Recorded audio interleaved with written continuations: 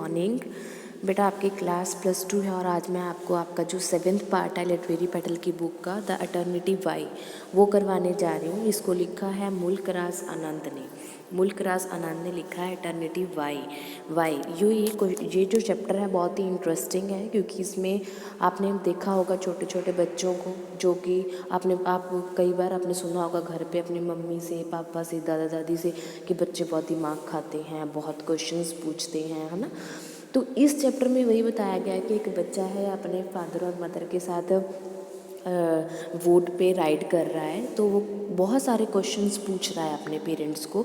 ये कैसे होता है, ये क्यों होता है, ये कहाँ होता है, इसका मतलब क्या होता है ना। तो ये चैप्टर इस चीज़ पे है कि eternity why. Mulk Raj Anand one of the most prolific और कंटेम्प्रेरी इंडो इंग्लिश राइटर, एक इंडो इंग्लिश राइटर है Mulk Raj Anand. Had make a mark in the field of Indian novel and short story in English. उसने बहुत सारे नॉवेल्स और शॉर्ट स्टोरीज़ को लिखा है इंग्लिश में। बॉर्न इन पेशावर में पैदा हुआ था 1905 में। एजुकेटेड मोस्टली इन इंग्लैंड, उसकी सारी एजुकेशन इंग्लैंड की है। He continue to write about the India, वो लगातार इंडिया के बारे में लिखता रहा। दैट ही नोज इंटेंटली, जो भी उसको पता होता था वो इंडिया के बारे में लिखता था। All his works are steeped in this concern for Indian scene, social, cultural and political. उसके जो सारे वर्क हैं वो इंडियन सीन है, जो इंडिया की सोसाइटी है, इंडिया का कल्चर है, इंडिया का पॉलिटिकल है, उस पे है। उसके जो बहुत फेमस नॉवेल्स हैं वो हैं untouchability, village, the cross the black water, the sword and the sickle. ठीक है, हीज़ उसकी शॉर्ट स्टोरीज़ हैं, बहुत 100 नंबर्स में हैं। वो इंडिया की सिनेरियो और उनकी रिवील करवाती है, जो उसने आँखों देखे, लोगों को देखा, उनको अंडरस्टैंड किया, उसके बारे में है। ठीक है, तो eternity why is one of his 3 prose poems. Eternity why है जो उसकी पहली जो 3 पोइम्स है, प्रोज पोइम्स, उनमें से एक है। द अदर 2, उनमें से जो 2 थी, the lost child and the conqueror. ये ये 3 थी प्रोज पोइम्स, उनमें से एक है जो हमने आज पढ़नी है। It is an interesting story है that directs the reader attention toward the presence of an eternal inquiry in the child who is an anxiety to know the how and why the things around him।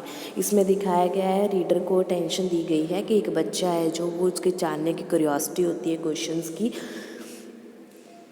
अपने आसपास की चीज़ों के लिए। Many a time a child innocent question raise some real important issues. कई बार छोटे छोटे क्वेश्चन बच्चे तो देख के क्वेश्चन पूछते हैं, पर कई बार ऐसे क्वेश्चन होते हैं जो इम्पॉर्टेंट इश्यूज़ को उठा लेते हैं। That leave the elders to confounded to answer this strange inquiries. तो ऐसे कई क्वेश्चंस होते हैं, इंपॉर्टेंट इशू होते हैं जो बड़े भूल चुके होते हैं या उन्होंने नज़रअंदाज कर चुके होते हैं। तो छोटे छोटे बच्चे जो क्वेश्चन पूछते हैं, उनमें जानने की इच्छा होती है, वो कई बार इंपॉर्टेंट इश्यूज उठा लेते हैं जिनको अप्लाई किया जा सकता है।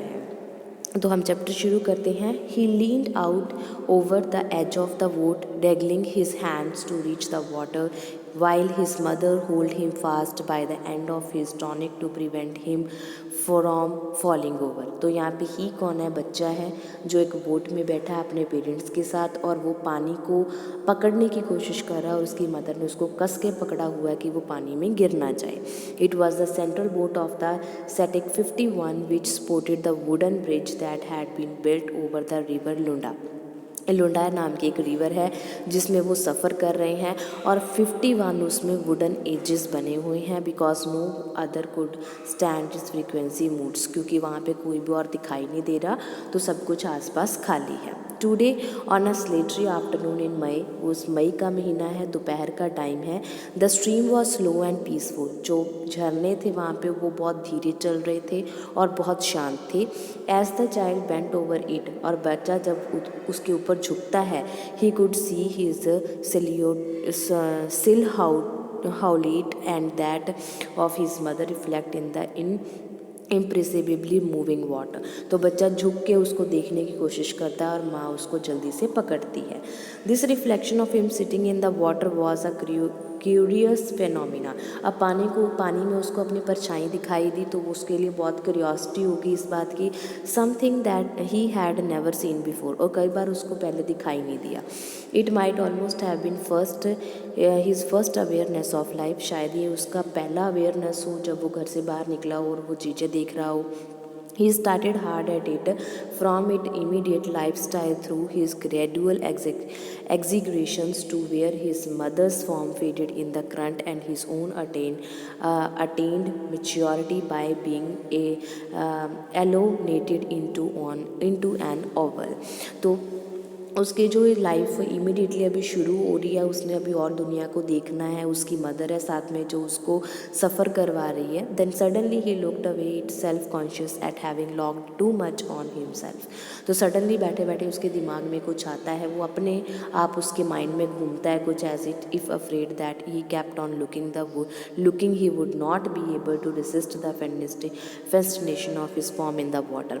तो उसको पानी में देख के जब डर लगता है धीरे से, तो वो बोलता है, why does we sit here mother, हम यहाँ पे क्यों बैठे हैं माँ। As he settle back in to the wood for a moment, और वो टिक के बैठता है 1 मिनट के लिए और अपनी माँ से पूछता है कि हम वोट में क्यों बैठे हैं। We are eating the air child, his mother replied as she sat melting away into her shadow in the stream।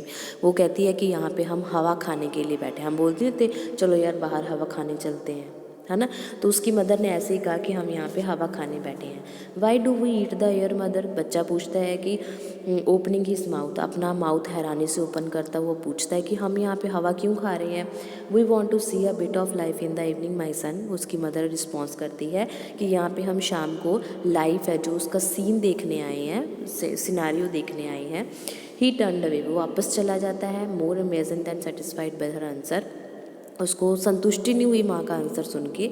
His pure new consequences was innocent to his this concept of reality the river and the reflection of his form in its water. अब उसको new क्यूरियोसनेस बन गई कि पानी में मेरी reflection दिख रही है, वो कैसे दिख रही है। He bent his head to look it again, वो दोबारा से पानी के पास झुकता है और देखता है।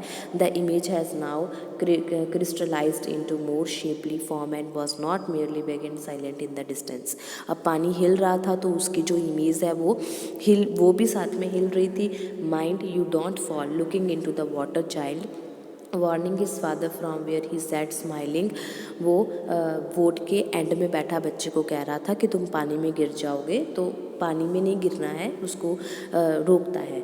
Just as the child's case had differed from his own form of the reflection of sun in to the countless stars upon the moving water. तो उसको आसमान में जो भी होता है वो पानी में दिखाई देता है, तो उसको ये सब कुछ अच्छा लग रहा होता है।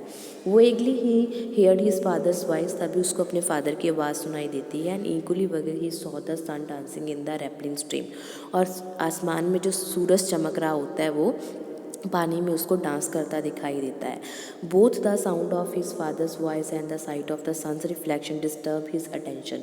अब फादर ने पीछे से कह दिया कि पानी में गिरोगे बेटा, उधर से जो सन है उसका रिफ्लेक्शन पड़ रहा है पानी में, तो ये चीज़ें उसको उसकी अटेंशन को डिस्टर्ब कर देती हैं। He became busy reaching out of the little piece of wood that come floating on the surface of the river. अब पानी में छोटे छोटे पौधे या लकड़ी के टुकड़े घूम रहे होते हैं ना, वो पानी के सरफेस ऊपर आ जाते हैं, वो उनको पकड़ने की कोशिश करता है। He would hold these bits of timber in the pile, कुछ को पकड़ लेता है वो, but as they grow in number of some of the pieces would drift away from the assemblage and he would extend his arm to catch them. अब पानी है, पानी में हिलते हिलते वो थोड़े दूर हो जाते हैं, कभी पास में आते हैं, तो वो पकड़ते पकड़ते अपनी बाजू जो है लंबी करके उनको अपनी तरफ खींचने की कोशिश करता है। Some of these he would rest, others eluded his grips, कई तो उसके हाथ में आ जाते हैं और कई उसके हाथ से छूट जाते हैं। But he was not irritated, पर इन सब चीज़ों से वो परेशान नहीं हो रहा। If he fail to catch them, अगर उसको नहीं पकड़े जा रहे तो वो इन चीज़ों से खिंच नहीं रहा। And he went on recollecting his treasure of chips from the vote floating blocks और उनको दोबारा से दोबारा कोशिश करता है इकट्ठा करने की। Thus utterly absorbed in his game he acquired a sort of power to concentrate on all the various moods of the current and cultivated almost the vivacity of the sunbeams that played and commingled with the waves। और जो पानी की लहरें आ रही होती हैं उन पे कंसंट्रेशन करके उनके साथ वो खेलने की कोशिश करता है। Once, however, his hand strained to save at least one little piece of wood, when all those he had collected were let loose by the current and he nearly jumped out of his mother's lap। अब उसके हाथ में कुछ तो लकड़ी के टुकड़े आते हैं और कुछ छूट जाते हैं, तो फिर वो क्या करता है, अपनी मदर की गोद में आके बैठ जाता है। She suddenly pulled him back and looked dumb with apprehension। अब वो इतना झुक जाता है पानी के वोट के नीचे कि वो पानी में गिर सकता था, तो उसकी मदर उसको पकड़ के पीछे से खींचती है और अपने गोद में बिठा लेती है। इन हर हस्बैंड्स फेस, और गुस्से से अपने हस्बैंड के फेस की तरफ देखती है। Then she turn to the child, और बच्चे को कहती है, child sit still and play here in the middle of the boat, don't stray to the sides. बच्चे को कहते हैं कि वोट के बीच में खेलो, साइड पे नहीं जाना। A little shaken by his mother's sudden pull and anger, अब बच्चे की माँ ने उसको एकदम से खींचा और गुस्सा किया। He struggled out of her grasp and sat in safely on plank of wood that might have served as a rower seat before the wood was turned to use to sustain the weight of the bridge। तो बच्चे ने अपनी माँ की पकड़ छुड़ाई, उसके गोद से निकला और वुड के दूसरे साइड जाके बैठ जाता है, क्योंकि उसको शरारतें करनी है। अब वो वुडन जो उसको पानी में दिखाई दे रही है वो फिर से पकड़नी है। For a moment he was quite still, एक मिनट के लिए वो शांत होकर बैठ जाता है क्योंकि उसको डांट पड़ गई। But his secret spring of energy burst from against room, पर उसके अंदर जो एनर्जी थी वो फिर से उठती है। The flush of discouragement fell from his face and a naughty light charged his eyes with bright sparks of guilty, और उसके फेस और आंखें चमक उठती हैं। his lips were covered with a smile, और उसकी लिप्स पे स्माइल आ जाती है। he rose and scanned the bridge which chained the boats across the river। अब उसको सामने ब्रिज, एक पुल दिखाई देता है रोड के ऊपर बना हुआ, जिसको देख के वो खुश हो जाता है।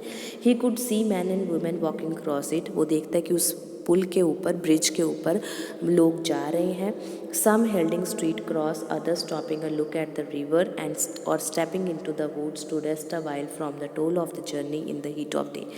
कोई तो चल रहा है, कोई वहाँ खड़ा होके जो है रिवर को देख रहा है, कोई वोट की वेट कर रहा है। तो इस तरह से लोग वहाँ पे खड़े थे। Still other struggling to steer their heads of donkeys and boats loaded with all kinds of goods and, और कईयों के हाथ में तो डोंकीज गोट्स होते हैं, सामान होता है, clear of the danger of falling into the river, जो कि पानी में गिर सकते थे। These latter were big burly men, frequency and red, like the robbers his mother had told him about in the fairy story। उसको ऐसा लग रहा था कि like the robbers his mother, Rober मतलब होते हैं जो चोरी करते हैं, तो जो उसकी मदर उसको कहानी सुनाती थी चोरों वाली, तो वो कहानी उसको याद आ जाती है कि ये सब सामान गोट वगैरह ये सब चुरा के लाए होंगे। They beat their beast of burden brutally with huge stick to drive them fast, even though the poor animals were quickly under the weights on their back। अब उनके एनिमल जो गोट थी, हॉर्स थे, गधे थे, है ना, उनके ऊपर बहुत सामान लाद रखा था, तो उसको ऐसा लगता था कि इन जानवरों को मारते होंगे। The child was frightened when a group of them passed, shaking the whole wooden structure with the powerful thumper of their heavy feet. तो जब वो बोट उनके पास में से गुजरी, तो वो लड़का बच्चा जो होता है वो डर जाता है, क्योंकि पानी एकदम से आता है तो बोट हिलती है ना जोर से, तो वो डर जाता है। It seem as if the bridge which honest workman had taken years to build would yelled to their heavy clumsy gait, and then everyone would go straight fast down the stream, shouting and struggling to keep afloat in utter confusion among the floating waves। तो वो मतलब जो bridge बनाया होता है वो बहुत लोगों ने ईमानदारी से बनाया है, क्योंकि वो बहुत हैवी है और उस पर कुछ भी चल सकता है जो पानी में बनाया गया हो। The child did not know why this should happen, बच्चे को नहीं पता था ये सब कुछ क्यों हो रहा है। Nor what exact form it would take if it did happen, ना ही उसको ये पता था कि ये क्यों हो रहा है। he was just afraid that he might happen, and in order to escape from this dreadful prospect of the future, he looked away towards the hollows in the shore of both sides of the rising stream. और वो सिर्फ डर रहा था क्योंकि दोनों तरफ से जो स्ट्रीम थी, पानी की लहरें थी, वो तेज़ी से बढ़ रही थी। बोट के आने जाने की वजह से उनकी बोट जो है हिल रही थी। He could hear the mournful wave of water butting into the rocks, and he could see shawty forms, sleepless bodies and shapeless bodies and featureless faces appear from a little sketch of ever even bank and vanish into the stream. फिर उसको मतलब इस तरह के चेहरे दिखाई देते हैं जो उसको आम नहीं लगते, इंसान नहीं लगते, वो दिखाई देते हैं। He looked more intently and could recognise a few heads floating in the water. फिर उसको लगता है कि पानी के अंदर भी कुछ है, ठीक है, तो उसको उनके सर दिखाई देते हैं। But like the dancing shadows that projects themself from the kikar trees into the stream like the cool breeze that arose from the dim. पर पास में जब किकर ट्री आता है उसकी परछाई उसको पानी में दिखती है और ठंडी हवा आती है। Move happily to and fro, और ठंडी ठंडी हवा आती जाती है। They seem to the child unreal and unrealistic, और उसके पेरेंट्स देखते हैं कि बच्चा ये सब कुछ देख के परेशान हो रहा है। वट इज़ दैट मदर, उसकी माँ पूछती है ये क्या हो रहा है। They are the holy man bathing in the river child, उसकी माँ कहती है दे आर स्विमिंग, कि यहाँ ये तो होली वाटर, मतलब ये पवित्र आदमी जो यहाँ पे स्नान कर रहे हैं। I want to swim too, कहता मैं भी स्विम करना चाहता हूँ। And almost made towards the water, और वो सचमुच पानी के अंदर जाने लगा था। नो नो, उसकी मदर रोकती है। रनिंग आफ्टर हिम, उसके पीछे भागती है। ब्रिंगिंग हिम नियर हर, उसको अपने पास लेके आती है। She being to console him, उसको बताती है you are too small to swim yet, कहते कि तुम अभी बहुत छोटे हो स्विम करने के लिए। वन डे जब तुम एक दिन स्ट्रांग बन जाओगे तो तुम भी स्विम करोगे, पर अभी नहीं। बिकॉज ये रिवर बहुत गंदी है and even very strong man are drawn, इसमें तो जो स्ट्रॉन्ग से स्ट्रॉन्ग बंदा है वो भी इसमें डूब जाता है। His gaze retreating from the banks began to prove each corner of the bar wooden structure of the boat. He flew and sat on prank a card ahead of the boat. Tempted to run further, he almost knocked his head against a high wooden wall that descended from the bridge. His mother race after him and brought him back. अब बच्चा था जो वो boat में उछल कूद रहा था, कभी पानी के पास जाता है, कभी किनारे के पास जाता है, कभी बोट में डांस करने लगता है, तो उसकी मदर उसको पकड़ पकड़ के बिठाने की कोशिश करती है। ठीक है बेटा, यहाँ तक आपका हाफ चैप्टर हो गया। आज वाली वीडियो में इतना काफ़ी है। उम्मीद है आपको ये चैप्टर समझ में आ रहा होगा। नेक्स्ट वीडियो में मैं आपको इसका सेकंड पार्ट कंप्लीट करवाऊंगी, जिसमें हमारा ये चैप्टर कंप्लीट हो जाएगा। ओके बेटा, अगर फिर भी आपको कोई प्रॉब्लम लगती है कहीं से तो आप मेरे को कभी भी कमेंट बॉक्स में कमेंट करके पूछ सकते हो। ओके बेटा, हैव अ नाइस डे।